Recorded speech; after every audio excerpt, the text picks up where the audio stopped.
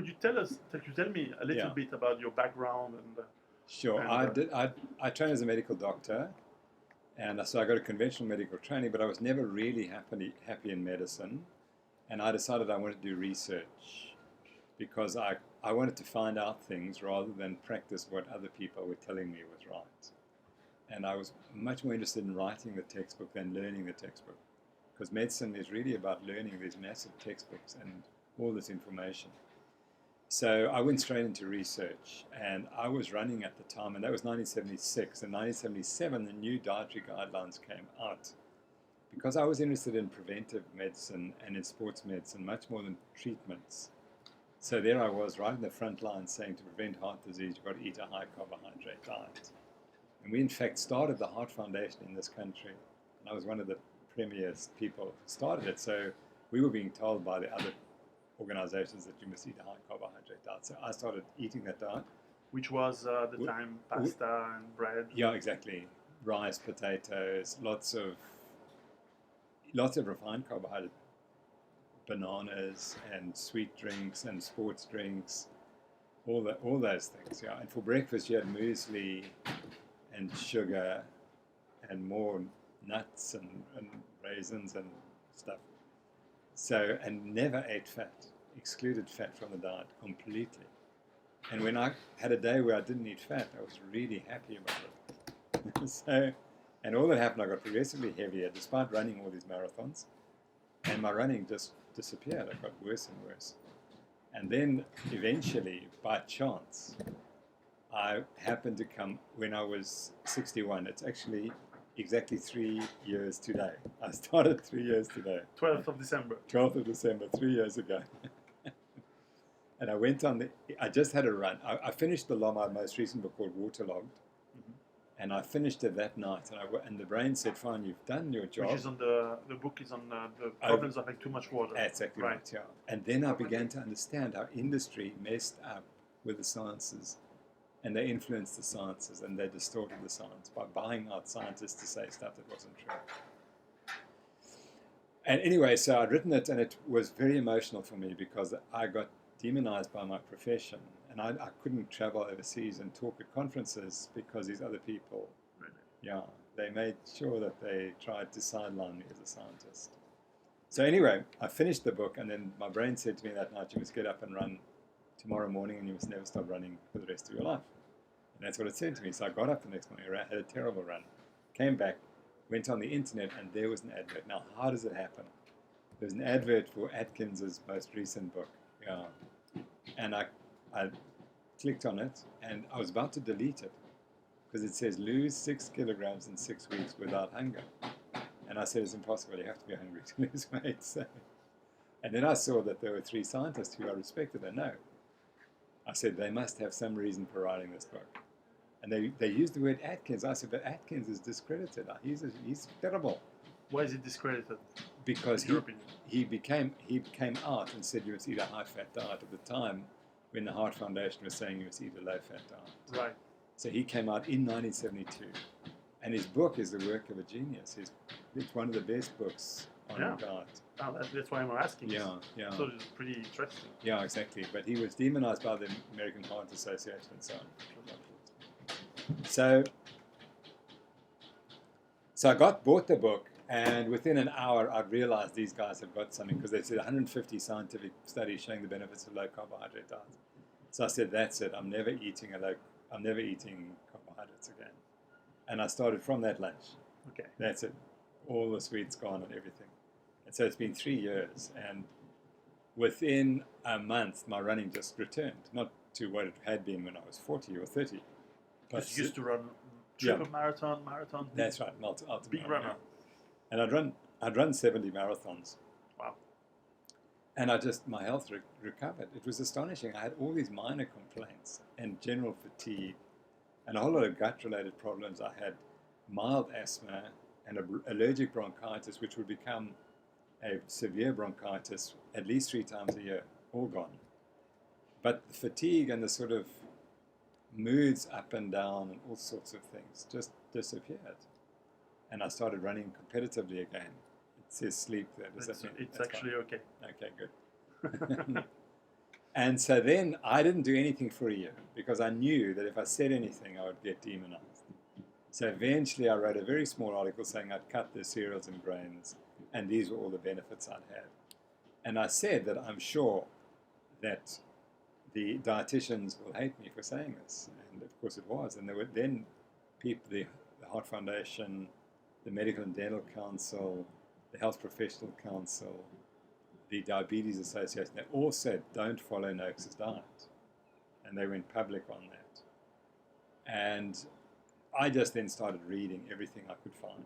And I've read now enough for me to know that this is the solution, that I believe 80% of our ill health is due to this modern nutrition, this highly refined diet, what we call the industrial diet. As Jared Diamond would say, the worst mistake we've ever done was to settle down and eat grain. Exactly.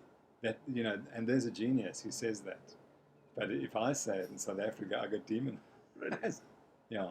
Okay. Yeah, that's a great quote. I must look for that. But I mean, that's what I think. And I read Weston Price's books, and there's the truth. These illnesses didn't exist before we started eating the industrial diet. Now, I had a question specifically on that point, because I'm trying to go through, and I'm going to interview some paleo people who look at the illnesses through the bones and through the people. So granting the archaeologists, you cannot know everything from reading the bones. How are we sure that people in the before settling down and before they would go into Neolithic settlements, how do we know about their real health, lifespan, and ability? We can extrapolate some of the things, looking at comparing to current existing hunter-gatherers, as well as looking at the life habits of some wild animal primates which are near to us. How can we be sure that the lifestyle and nutritional habits of our ancestors were so great? Yeah.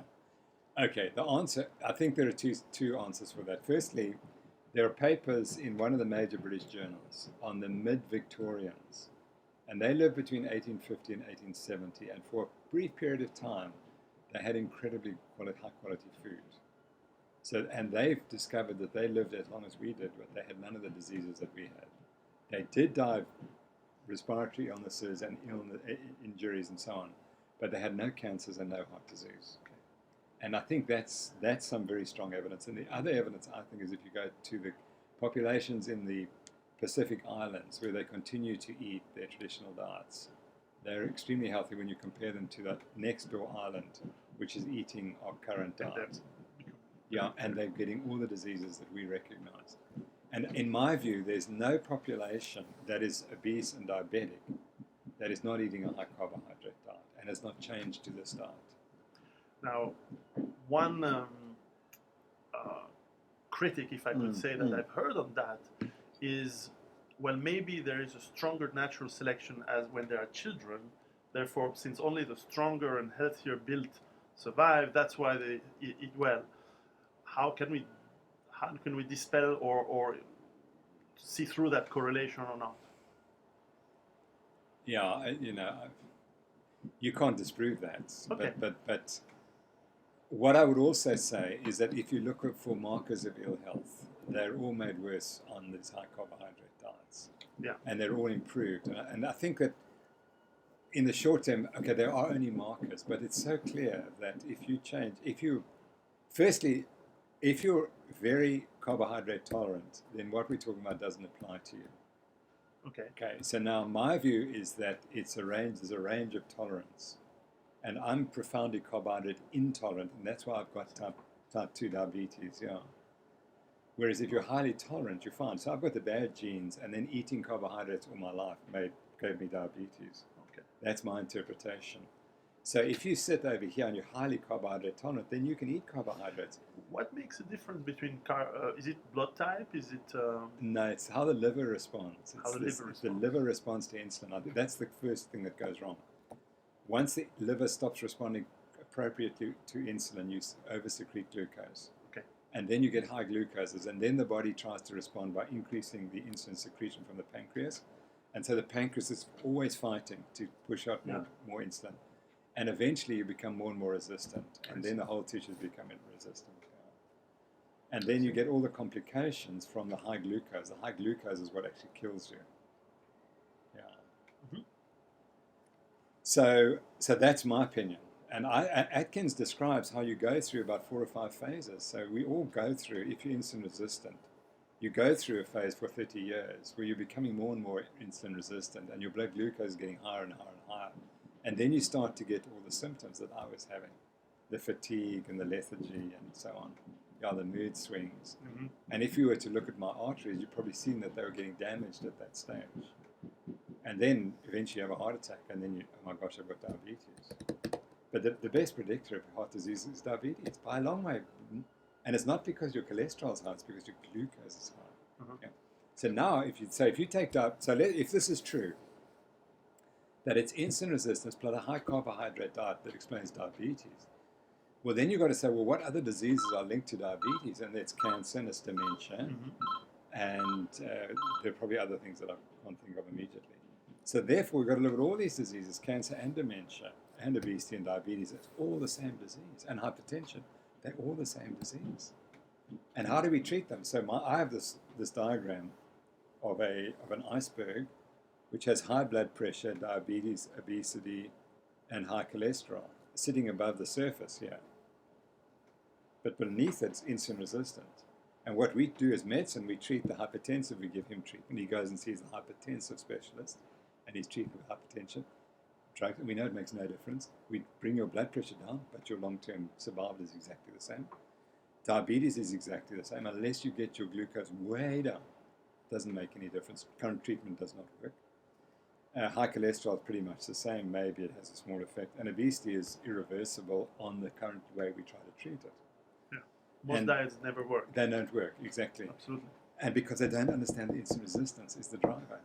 So how do you treat all these conditions? You treat them by taking carbohydrate out of the diet. Yeah. And then blood pressure normalizes, cholesterol normalizes in most of them. Diabetes normalizes or goes away. And hypertension and obesity goes away. And that's why it's these diseases that are wiping out our civilization. And they're all caused by insulin resistance. And my profession in South Africa doesn't recognize insulin resistance. There are people all over the world who you have to be a laboratory scientist because there you see it. It's so easy to show it. Yeah, the only people who recognize insulin resistance are the laboratory scientists. Now, of course, I'm originally Italian, so if I say to my mother that when I go to see her, I should never eat pasta anymore, besides not understanding that, what can I tell her to feed me with? Once you take away all these cereal, well, what's I will left? give you this book. This is our latest book. This is changing the world one meal at a time. Oh, great! We wrote this book in 4 months. Great. And I will. I'll trade it for mine. Yeah, please. I'll send you mine. Yeah. Here's the green list. Okay. That's what you're allowed. Orange, and there's red, which you're not allowed. Good. So there it is. It's all there. Well, I'll definitely take that into my book. Yeah. Yeah. That's all you need. So and what I did here also is I looked at the science, the false science that props up the idea that you must eat cereals and grains. And there's a book coming out in a month's time called Death by the Food Pyramid. Oh, yes. That was my next question. Yeah, it's a lady who has researched it absolutely.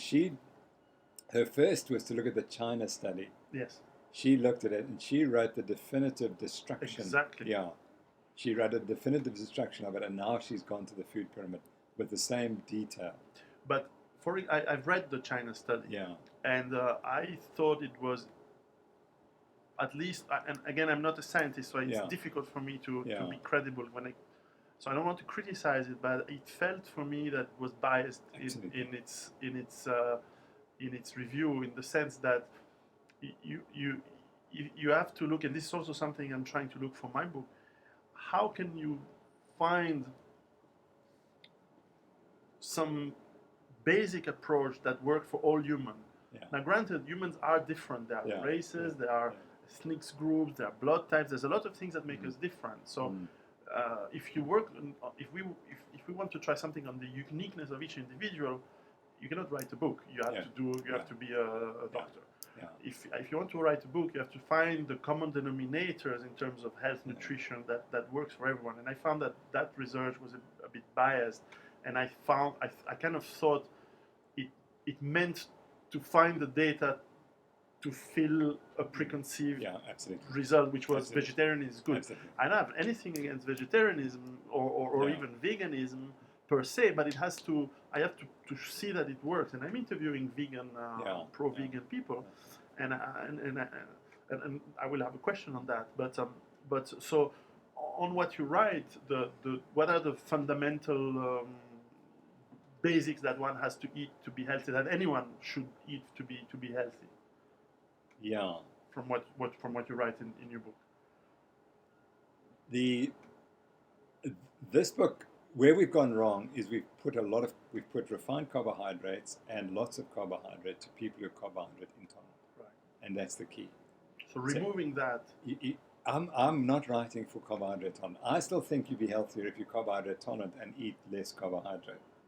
Because biologically we have no requirement for carbohydrate whatsoever. No grams per day. And I think that you can, even if you're carbohydrate tolerant and you're cycling the Tour de France, you do not need more than 200 grams a day, which is very little. Yeah. And the problem is, where medicine goes wrong is they don't understand that this is a cliff effect. It's an exponential effect. In other words, if you increase your carbohydrate consumption at low levels, nothing happens, and then you just go like this. And so the difference, this is bad health. So you're in perfect health, and literally 20 grams on the other side, you're on the wrong side. And 40 grams, and people don't understand what 40 grams is. It's an apple and an orange. Small. Yeah, exactly.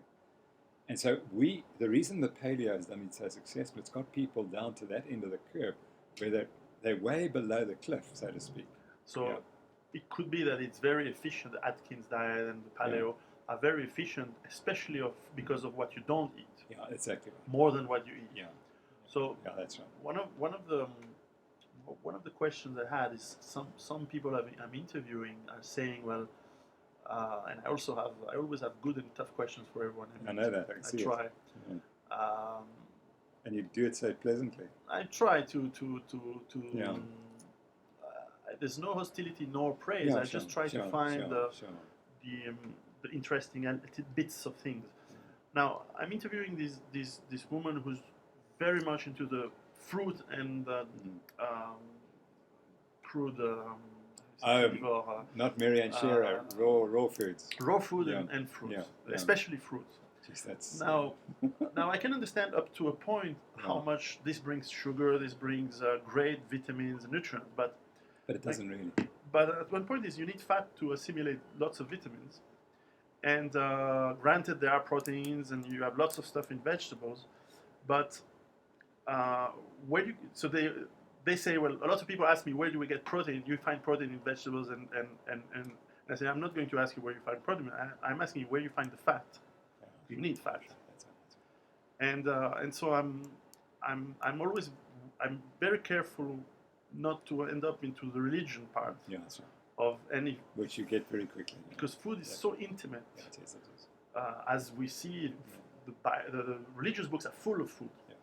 Rules and 600 rules in the Jewish Torah, and you should eat this and that, and so. What's your take of people who would say, no, we want to be full vegetarian or full vegan? Vegan will kill you. I mean, it's basically a diet it's ultimately unsustainable because you will become nutrition deficient. Is it B12, B6? Yeah, but there are many more things. Okay. There are many more than that. Okay. Yeah, and so I look at it this way. Animals and eggs are complete, and they're complete. They're much more complex nutrition-wise. Their design, their biochemistry is much more complex than wheat and cereals and grains. Those are simple animals. And you can't tell me that they have the same nutrient value, and they don't. But we've been told that they do, and they don't. That is pure marketing. So if you look at liver has got the most nutrients in it, for example, compared to meat. So I don't promote meat use. I promote fat use and organs. I understand. Yeah. I have two last questions. One related to just what you said now. Now, one of the criticism I would have to Atkins or let's say high protein diet, which I granted that this is not what you're saying, but is that I like meat, and I've lived in Zimbabwe where we have I think the best meat in the world. Yeah. But the problem with today's meat is that 99% of the meat you find in the world today, it's shit. Yeah, and it's lot fried. Absolutely. It's very bad grown. The animal is tortured through his life. It's tortured through his death. It can't be good in its meat. It's full of antibiotics or products. It has sped growth, especially chicken and pigs. Yeah. So what you eat, and I'm a meat eater, what you eat in the meat is not as good as the meat our ancestors would hunt or venison or wild animals. So my question is, how do you think we should work that out? Okay, so firstly, I'd make the point that if you look at the history of the Bushmen and the Inuit and the Plains Indians, who are really healthy, they ate the fat of animals. That's what they went for. And that's where Laurent Cordain made an error, because he didn't include the fat content in the animal, which was what they looked for. And they searched for the fat. Yeah. So I think humans have a fat desire to eat fat. And if you kill an animal, we eat the fat first, and then we would eat the meat. So what we really need is good fat in our diets. Which then helps if you eat vegetables and fruits. Exactly, to absorb the nutrients. Exactly, yeah. And that's why olive oil is so good. Yeah. But I just had a lovely lunch with it. It's so funny, because we had a lunch at the university, and it was delicious. And there was a huge salad with lots of feta cheese and lots of olive oil, and then there was salmon, and there was some chicken. There was no other meats, but there was chicken. It was lovely, beautifully done. And I thought, hell, university is really stepping up, you see. And there was very little bread. And I noticed on our table, not one person ate bread. So I said, why aren't you guys eating bread? The Noakes diet, you see. I agree. Then, I feel bad when I eat. So too bad for my mother. So but then the chef came up and he said, Professor Noakes, I want to tell you I've lost 20 kilograms eating your way, you see. And I said, it's amazing because you had that's the best lunch I've ever had at UCT. And I've been here 40 years. There you go. Yeah. There you go. Sorry. So that was the first point. We went for fat. And secondly, it must be pasture-raised animals. Yeah. And in this country, in South Africa, it's really only lamb from the Karoo that is safe. The rest is doubtful. Yeah, unfortunately. We try to, because I try to tell my readers to, if you want to be self-sufficient, you probably will end up eating less meat, but much higher quality one. Yeah, that's it. And you have to grow. Grow your own it's fairly easy to have your chickens. Yeah. But that's important, and because one has to be careful not to poison itself with chemicals and hormones and stuff from. Yeah, exactly. The last question that I had is, you mentioned earlier that we're dying because of the food pyramid. Yeah. And I went through a lot of countries where the food pyramid is extremely biased in all sense of the term towards carbs and wheat and potatoes as the base. Yeah, that's right. And it's probably also biased very much towards dairy. Yeah. What's your take towards the milk, cheese, and that? And of course, why are we having these pyramids, which are, is it lobbying? It's absolutely lobbying. Yeah, it's absolutely lobbying. It's a government decision. Yeah, and that's where the death by food pyramid, she looks at the conspiracy behind it and explains in great detail how it was the vegetable oil industry that really drove it and distorted the process. Yeah, and they demonize saturated fat. Very subtly, they demonize it. Because what you're going to use partially hydrogenated vegetable oils, you would replace your saturated fat with that. So they were the ones who were to gain. So they pushed it. Yeah. And that is described also by Western Price. The lady who heads up Western Price is Sally Fallon. There's a fantastic interview she gives on YouTube called The Oiling of America. And she describes how the FDA was involved as well. And Procter & Gamble. I'll check that. Yeah. Procter & Gamble. How the guy who's head of, 1 week he's head of, sorry, is that right? 1 week he's head of Procter & Gamble, and the next week he's head of the FDA. And the next week, not next week, the next year, he heads up the lipids clinical trials. which failed to show that cholesterol causes heart disease. Surprise, surprise. Yeah, but which were interpreted as such. Yeah. Yeah, you cannot trust doctors and governments anymore No, you can't. in the world. That's No, the problem. absolutely. No. Not maybe we should never have trusted anyway, but Yeah. but today is definitely impossible.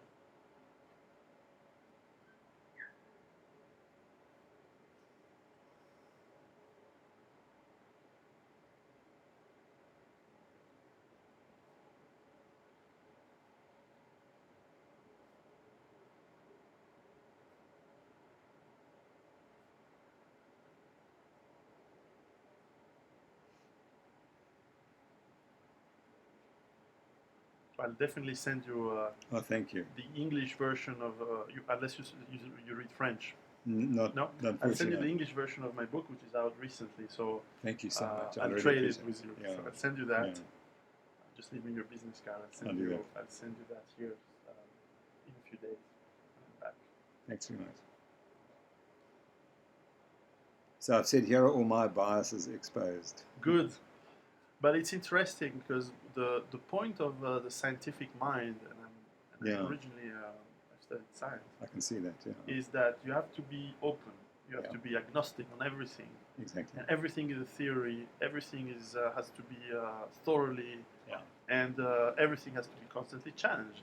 And this is, Exactly. and unfortunately, there's not many fields, especially Yeah. in nutrition. It seems to be so religious. It is a complete religion. Maybe because it's so intimate to It's who we unbelievable. are. We are Yeah. what we eat, and it's I've been so demonized. It's unbelievable. really Yeah. wow. Yeah. And so What I'm going to do is I'm going to give you my card, but I'm also going to write my home address because if you actually send it to my home, it's easier for me. I do that. Yeah. I would not abuse it. Thank you very much. No, but and for the dairy part, you Oh, sorry. I don't mind it. I think it's good. And there is some evidence. I mean, it's full of omega-3s, which are, if it's properly raised, pasture-raised. And there's a whole bunch of other things, vitamin K and vitamin D, I think, which you get, vitamin K2 and vitamin D, Yeah. which you don't get in all other foods. That's where they concentrate. It's interesting because obviously we know there's lactose intolerant people, Yeah, actually, yeah. the majority of the people Yeah, in exactly. the world. But I'll give you my example. I when I stopped working for the computer industry and took my money and bought myself a farm, that's where I live. Yes. I see the milk that my neighbors Yeah. make up in the Swiss mountains. Yeah. So it's Ooh. the meat and the everything is really good because it's very, very small. Yeah, Maybe the yeah. farmer has 5 cows. Yeah.